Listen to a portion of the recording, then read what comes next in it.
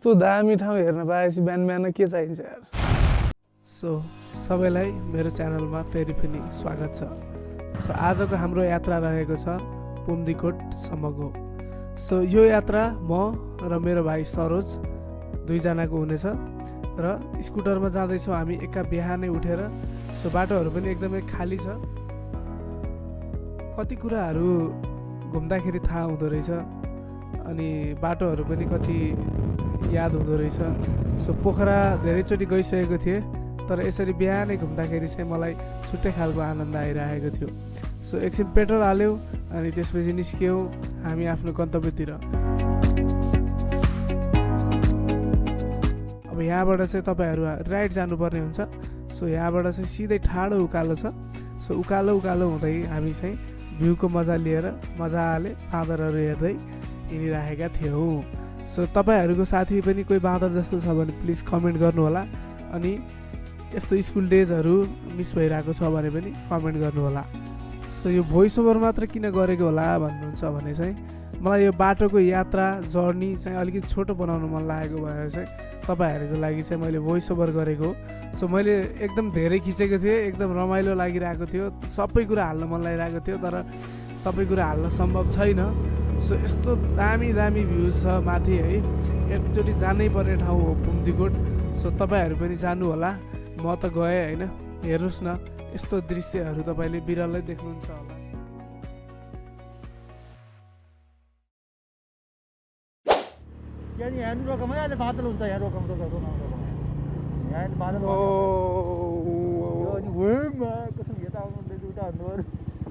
यो अन्त पोखरा ढुङ्गे पानी भन्ने ठाउँमा छौँ हामी ठ्याक्क अहिले। यहाँबाट चाहिँ यस्तो राम्रो भ्यू पोइन्ट रहेछ। हामी चाहिँ हिँडेको चाहिँ खासमा उता माथि पुम्दीकोट हो तर बिचबिचमा ठाउँहरू पनि एकदम राम्रो राम्रो ठाउँहरू रहेछ। अनि तपाईँहरू पनि आउनुभयो भने चाहिँ यो स्पट यो ढुङ्गा हेऱ्यो भने चिनिहाल्नुहुन्छ तपाईँले। सो यहाँ आएर चाहिँ भ्यूको मजा चाहिँ लिन नबिर्सिनु होला।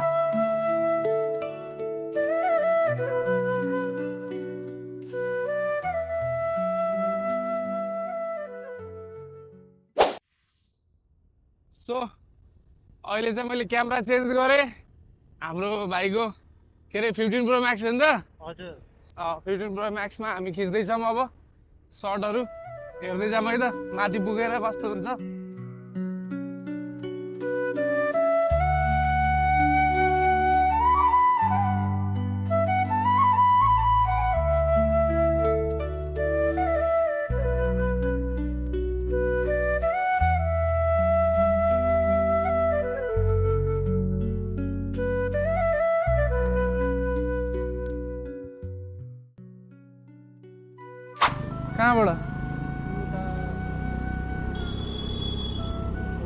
कहाँबाट आउँदा घरतिरबाट आउँदा थानाबाट बाटो ए त्यो बाटोबाट आएको। गुगल म्याप हेर्दै आएको, यताको बाटो देखाएको उताको पनि देखाएको।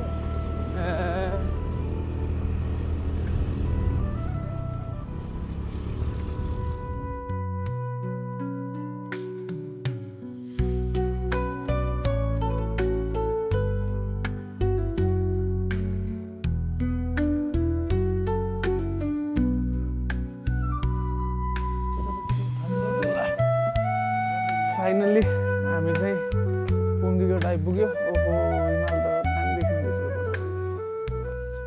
सो हामी चाहिँ फाइनल्ली पुम्दीकोट आइपुग्यो। अब पुम्दीकोटमा चाहिँ धेरैजना आइसक्नु भएको छ होला तर यो यस्तो हिमालहरू टक्क खुलेको होइन त भाइ। बिहान बिहान आउँदाखेरि चाहिँ अलि भिन्नै खालको मजा आउँदो रहेछ। भाइलाई चाहिँ जबरजस्ती उठाएर लिएर आएँ मैले। जबरजस्ती के भन्नु, भाइ चाहिँ उठ्छु भनेर कमिटेड भइसकेको थिएँ होइन। तर पनि हामी चाहिँ चाँडो चाँडो गरेर आयो, तातो पानी सानी खाएर होइन त दाइ। अनि सो अब चाहिँ पुम्दीकोटमा के छ भन्ने कुरा तपाईँहरूलाई थाहा नै छ। सो हामी चाहिँ मूर्ति हेर्न जान्छौँ अनि तपाईँहरूलाई चाहिँ यसो सर्ट्सहरू पनि खिच्छु है यहाँको, अनि तपाईँहरूलाई हाल्छु है त। So big shout out to हाम्रो सारङ टिम है। सचिन ब्रदरले चाहिँ एकदमै खतरा काम गरिराख्नु भएको छ होइन। यो जुन क्युआर देख्न सक्नुहुन्छ तपाईँहरूले होइन, यो क्युआरबाट चाहिँ तपाईँहरूले स्क्यान गरेर यो पुम्जीगढको बारेमा कसरी बन्यो, कहिले बन्यो, अडियो डिफ्रेन्ट ल्याङ्ग्वेज जतिवटा पनि ल्याङ्ग्वेज छ सबैमा तपाईँले सुन्न र हेर्न पाउनुहुन्छ। So big shout out to Sarang, हाम्रो सचिन ब्रदरलाई। Keep going on.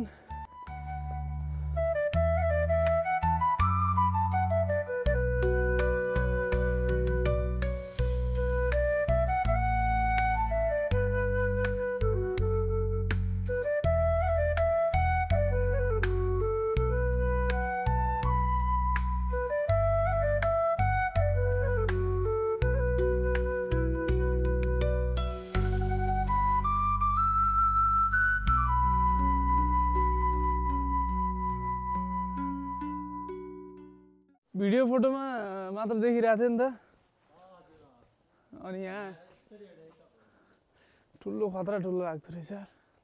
तर यार अलि हिउँ पर्नुपर्ने थियो कि माछा पुछ्रेमा यार, माछा पुछ्रेमै त्यही मात्र हिउँ परेछ नि। ल हेर न ल, होइन त फेरि यतापट्टि भिरालो साइड भएर पनि होला।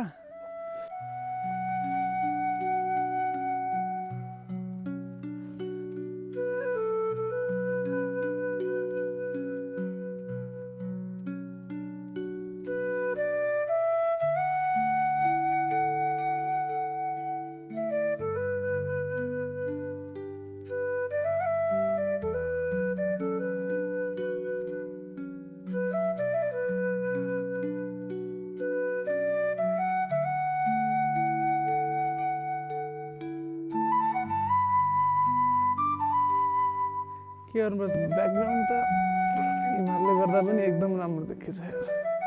30 GB 40 GB खिच्छु कि एउटा भ्लगमा। तपाईँको भ्लग त पहिला सुरुमा त 30-40 मिनटकै हालिदिनुहुन्थ्यो। पुरै हिँडेको बाटो पुरै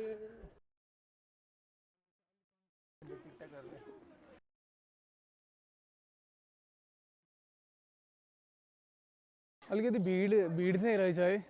बिहान चाहिँ भिड हुँदो रहेछ अलिकति, हो कि दिउँसो पनि यस्तै हो? दिउँसो पनि यस्तै हुन्छ मान्छेहरू?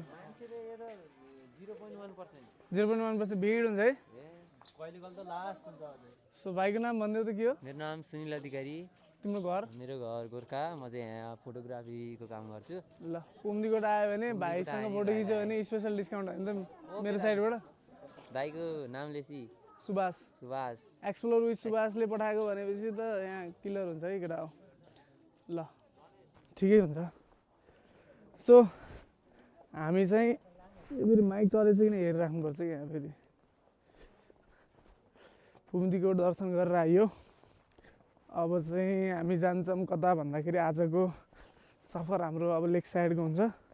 लेक साइडतिर गएर यसो ब्रेकफास्ट गर्छौँ अनि त्यसपछि चाहिँ घरतिर लाग्छौँ। अनि आजको सफर चाहिँ बागलुङसम्मको हुन्छ होपफुल्ली। सो बागलुङमा पनि खिच्ने नै छु म। बागलुङमा चाहिँ भाइ हुन्नन् होइन त भाइ? के जाने हो बागलुङ?